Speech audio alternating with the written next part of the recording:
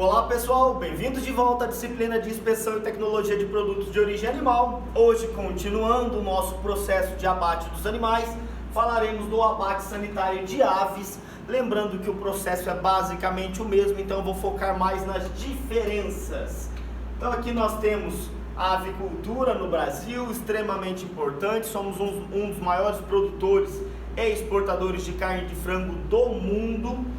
Nós também temos uma alta produção de ovos, então a avicultura de maneira geral ela é importante no Brasil, principalmente para a renda, principalmente para a capital do sul de Minas, lá quando nós falamos em ovos.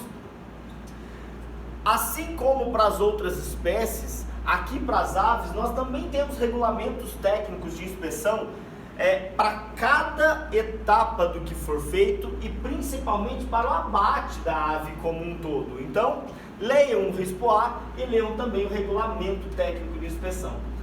Pessoal, assim como para bovinos, assim como para suínos, eu preciso fazer uma inspeção antemortem. E essa inspeção antemortem ela começa lá com o GTA.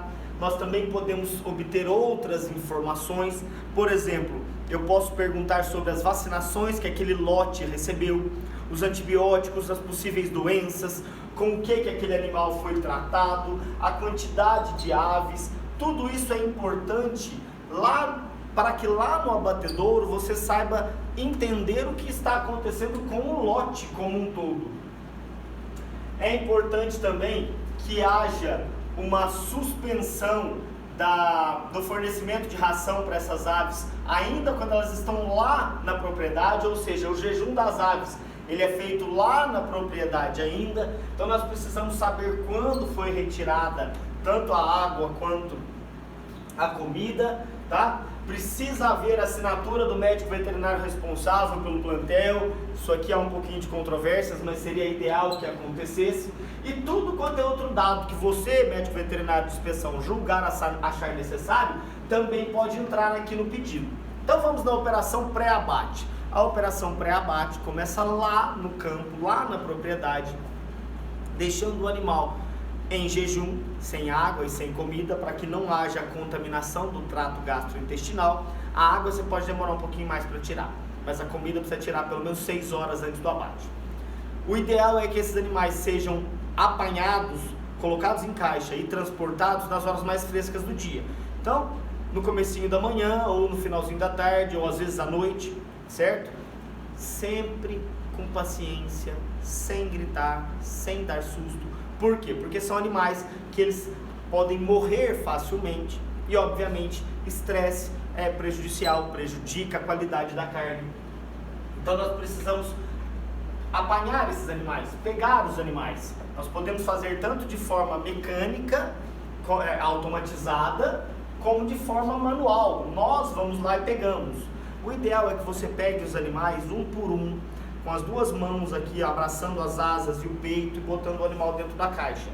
Por quê? Se você pegar pela asa e der um puxão, ou pegar pela perna e der um puxão, você vai lesionar aquela parte do animal e isso vai ser descartado quando chegar lá no frigorífico. Lembrando que o jejum é dieta hídrica pelo menos 6 horas antes da apanha. E aí esses animais, então aqui eu tenho uma apanha mecanizada. Esses animais são transportados em caixas, lembrando que essas caixas, precisa haver um espaço entre elas para que haja circulação de ar, esses animais não acabem ficando estressados com muito calor ou morrendo, eles podem virar óbito. Então, a gaiola pode ter aí de 8 a 10 frangos, lembrando que existe uma metragem para densidade, né? De acordo com a época do ano. Na época mais fria eu posso colocar um pouquinho mais de animais, mas tudo isso tem a ver com a condição ambiental e com a ventilação que você vai deixar entre as caixas para que haja uma circulação de ar no caminhão. Esses animais vão chegar no frigorífico, chegando no frigorífico eles vão para a recepção e ali para aquela sala de espera, porém eu não tiro os animais da caixa, porque se eu tirar os animais da caixa... Pode. Se eu tirar os animais da caixa, o que acontece? Eu vou ter que colocá-los em algum lugar. E depois de colocá-los em algum lugar, eu preciso pegá-los de novo. Não faz sentido, é ilógico. Então eu simplesmente retiro as caixas do caminhão e ponho em algum lugar arejado, muito bem ventilado, sombreado, para que esses animais fiquem esperando até que sejam pendurados para serem abatidos. Então nós iremos pendurá-los. No momento da pendura, eu preciso tomar cuidado porque eles estarão assustados, querendo se mexer, eles podem acabar lesionando a perna, então você precisa segurá-los com calma, prender as duas pernas, ambas pernas precisam ser prendidas para que eles entrem depois no processo de insensibilização e vão para a sangria. O processo de insensibilização nas aves é feita por eletronarcose. Temos outras formas? Não, a eletronarcose é a principal e a mais utilizada. Então esses animais, eles entram numa água, assim como nos suínos. Essa água precisa conter sal, tá, pessoal? Dos suínos também, para que haja uma corrente elétrica passando por ela ali. Então a água com sal, ela conduz melhor a eletricidade. E assim como para os suínos, eu não quero que haja parada cardíaca. Então não é para haver parada cardíaca. Toma cuidado, isso aqui é questão de prova. Eu não quero que haja parada cardíaca, por quê? Porque na hora que eu fizer a sangria, eu quero que o coração esteja bombeando para que ele mande o sangue para fora do animal e não fique sangue parado lá. Você já sabe o problema de sangue parado no animal. Então aqui os animais estão presos e vão para a insensibilização. Após a insensibilização, eles saem todos e nós vamos fazer a sangria. A sangria deve acontecer em até 3 minutos após a insensibilização, um pouquinho diferente dos bovinos e dos suínos, né? Suínos 30 segundos, bovinos 1 minuto, aves até 3 minutos você tem esse tempo aí para fazer a sangria. A sangria pode ser manual, o cara aqui cortando a garganta do animal, ou automática, a cabecinha dela entra num funilzinho, aí tem 2 lâminas ali que cortam. Importante que, no caso de ser automática, precisa ficar alguém lá depois da maquininha com a faca, porque alguns animais podem acabar não sendo muito bem sensibilizados e retirar a cabeça e acabar não sendo sangrados devidamente, aí acaba entrando no resto da linha do abate, isso não é interessante. Então você deixa alguém ali para revisar o processo. E aí você vai fazer a escaldagem. Assim que o animal for insensibilizado e perder o sangue, você vai escaldá-lo. Vamos botar a carcaça dele em água quente, água aquecida.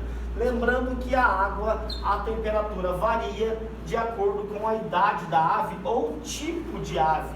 Por exemplo, aves aquáticas precisam de uma água com uma temperatura um pouco mais elevada. Qual a ideia? Amolecer mais. Pensa que esse animal já está na água, então você precisa amolecer um pouquinho mais a carcaça desse animal, a pele desse animal, os folículos, para conseguir retirar as penas. E claro, nós temos um tempo aí variado de acordo com a temperatura da água. A ideia é que essa água tenha uma renovação contínua, que não haja aí uma contaminação da primeira água passando no animal, passando para outro, para outro, para outro, que vai sujar tanto a carcaça como a água. Isso não é interessante. Então aqui vocês só estão vendo os pezinhos das aves aqui sendo escaldadas. Após essa escaldagem, nós vamos para a depenagem. Pode ser feito manualmente? Pode ir lá na sua casa. Aqui no frigorífico, imagina 17 mil animais para você retirar a pena, um animal por animal. Não é feito. Então é feito mecanicamente. Joga esse animal ali num cilindrozinho cheio de dedos de borracha. Então o animal vai passando, esses dedos vão batendo e eles vão retirando as penas. Claro, tem uma pessoa depois para fazer a limpeza do que não foi retirado. Essa máquina, ela precisa estar com a pressão muito bem regulada para evitar lesão na carcaça. Então a máquina, a pressão da máquina é regulada de acordo com o tamanho da ave. E por fim eu faço uma limpeza da carcaça, então eu posso jogar água para limpar a carcaça. Então aqui está entrando na máquina para poder retirar as penas e ela saiu com as penas já todas retiradas. Eu penduro agora a ave pelo pescoço, então tem uma pessoa ali mudando a posição da ave, porque ela estava pendurada pelas pernas, agora ela está pendurada pelo pescoço. E aí eu volto ela para uma água aquecida para conseguir remover as cutículas. Alguém já limpou perna de galinha aí? Quando você limpa as cutículas do pé de galinha, é isso que se faz. E aí nós vamos eviscerar. Para eviscerar, aí eu penduro as outras 2 patinhas do animal, então ele fica preso tanto pelo pescoço quanto pelas patas também, pelas perninhas também. E aí o que eu vou fazer? Eu vou fazer um corte, primeiro aqui da pele do pescoço, traqueia e esôfago. Eu também vou extrair a cloaca e por fim eu vou cortar o abdômen para poder retirar as vísceras, fazer a eventração. Eu também retiro o papo, os pulmões, vou fazer a revisão final, a inspeção e um toalete. os funcionários estão parados. Quem está passando é a carcaça, que está passando por uma linha, né, por uma nória. Então, precisa haver uma distância aí de pelo menos 1 metro entre um funcionário e outro, para que ele tenha tempo de fazer o serviço dele com calma. Então aqui eu estou retirando a cloaca. Aqui eu já abri o abdômen do animal, tá vendo? Abri o abdômen, já foi retirado o papo, certo?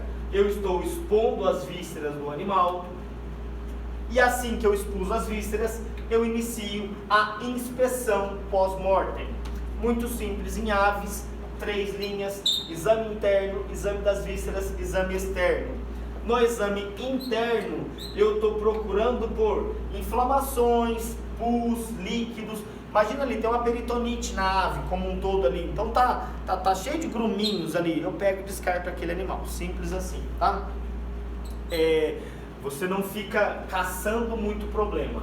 Precisa de, no mínimo, 2 segundos por ave para essa inspeção. Então você olha, viu que não tem nada, passa. Olha, viu que não tem nada, passa. Olha, viu que não tem nada, passa. Qualquer coisa que você achar, você ou descarta ou manda a ave para o DIF. Depois você vai fazer o exame das vísceras. No exame das vísceras, você também vai inspecionar visualmente, palpar o que for necessário, tá? E vai procurar principalmente por alterações em cor, forma, tamanho, consistência, odor. Ou seja, nós não abrimos linfonodos aqui, repararam? Nós não abrimos linfonodos, não é a ideia aqui. A ideia é verificar coração, fígado, moela, fazer a palpação se necessário, principalmente procurando ali por odor e por alterações de coloração. Também 2 segundos por ave. E na linha C, eu faço a linha da parte interna, da parte externa. Na parte externa, eu estou avaliando a carcaça por fora. Então, eu estou avaliando a carcaça por fora. O que eu estou procurando? Por lesões externas ali. Talvez um hematoma, talvez uma perna quebrada, talvez uma torção, alguma coisa assim. Também 2 segundos por ave. Calosidades, abscessos superficiais, também 2 segundos por ave.